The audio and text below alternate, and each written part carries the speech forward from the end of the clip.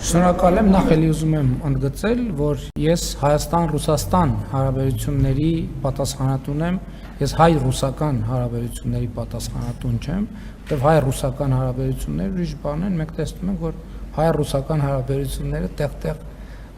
այսինքն ուրիշ բովանդակություն ունեն, այս ուղղակի որպես գիտություն։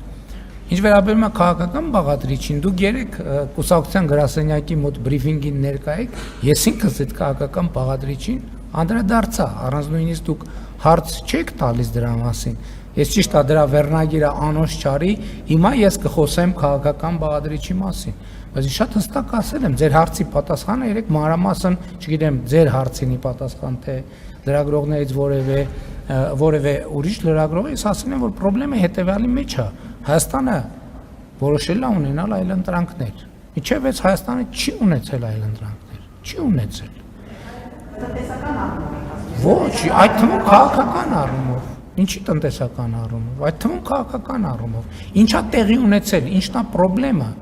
Խնդրեմը հետևյալի մեջ է։ Հայաստանը ռազմավարական հարաբերությունների փաստաթուղթ է ստորագրել Չինաստանի հետ, Հայաստանը ռազմավարական հարաբերությունների փաստաթուղթ է ստորագրել Միացյալ Նահանգների հետ, Հայաստանը ռազմավարական հարաբերությունների փաստաթուղթ է ստորագրել Մեծ Բրիտանիայի հետ, Հոլանդիայի հետ, Ֆրանսիայի հետ եւ այլն եւ բազմաթիվ այլ պետությունների հետ։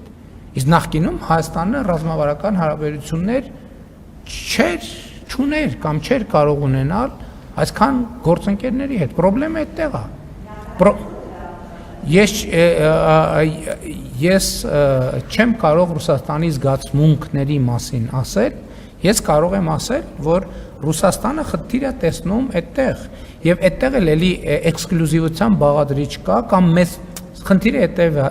հետևյալն է, կամ էքսկլյուզիվ են հարաբերությունները, կամ հարաբերություններ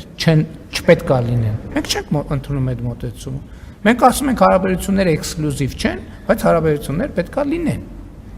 Եվ սա լեգիտիմ դիրքորոշում է, սրա մասին է խոսքը։ Ինչ վերաբերում է կողմնորոշվելուն, ես ասում եմ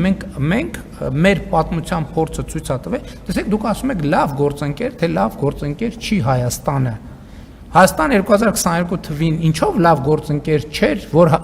հավաքական անվտանգության պայմանագրի կազմակերպությունը իր ֆունկցիաները չկատարեց։ Ինչով լավը չէր Հայաստանի Հանրապետությունը։ Ինչ էր արել Հայաստանի Հանրապետությունը։ Ում էր վատություն արել Հայաստանի Հանրապետությունը։ Հայաստանի Հանրապետությունը ինչով էր վատը, ինչ վատ բան էր արել Հայաստանի Հանրապետությունը, որ այդ ամեն ինչը տեղի չունեցավ։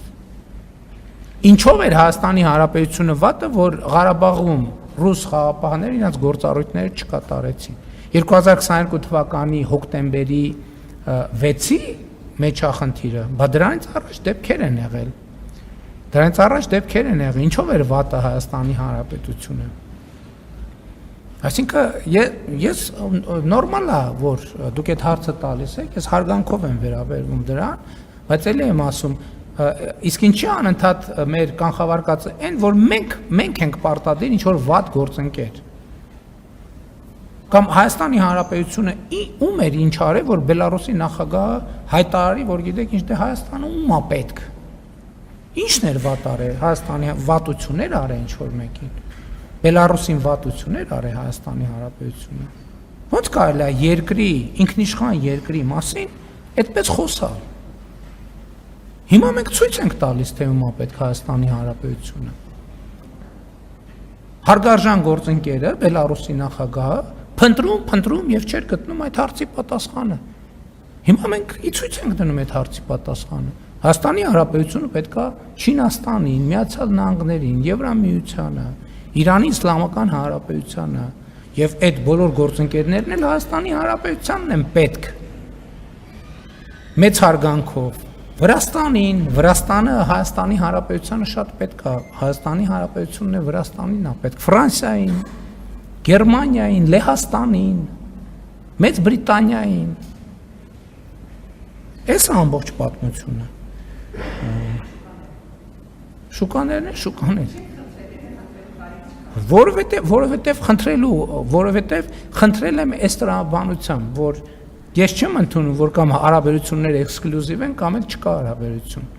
Ես խնդրում եմ եւ որ մեր դիրքավորմանը մոտենան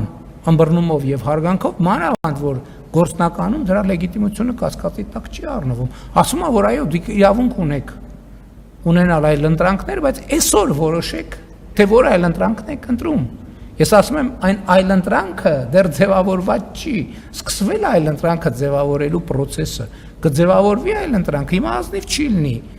որ մենք մեր ժողովրդի առաջ հարց դնենք, դուք չձևավորված այլ ընտրանքը ուզում եք թե չեք ուզում, որտեղ մեր ժողովուրդը լիքը հարցեր կտա, որոնց պատասխանները մենք այսօր չունենք։ Կգնանք, կաշխատենք այդ հարցերի պատասխանները կձևակերպենք, կվերադառնանք եւ մեր ժողովրդին կհարցնենք։ Ես էլի եմ ասում, ես հարգանքով եմ վերաբերվում, որ Եվրասիական տնտեսական միության 4 երկրների ղեկավարներ մայիսի 29-ին ընդունել են հայտարարություն աջակցելով Եվրամիությանը անդամագրվելու հարցով հարակվե անելու գաղափարը Հայաստանի Հանրապետությունում։ Բայց առարկան դեռևս գոյություն չունի։ Ես շատ հստակ ասել եմ իմ դիրքորոշումը եւ վերահաստատում եմ, որ նման հարցով հանրակրվե անելու համար Հայաստանը պետքա գոնե դիմաց լինի, ել չեմ ասում առավել տրամաբանականը, որ Հայաստանը գոնե անդամության տեխնացուի կարգավիճակ ունենա։ Կամ արդեն այդ հարցը լինի օրակարգում, այդ ժամանակ շատ տրամաբանական կլինի իրականացնել հանրակրվե այդ հարցով եւ անհրաժեշտ կլինի։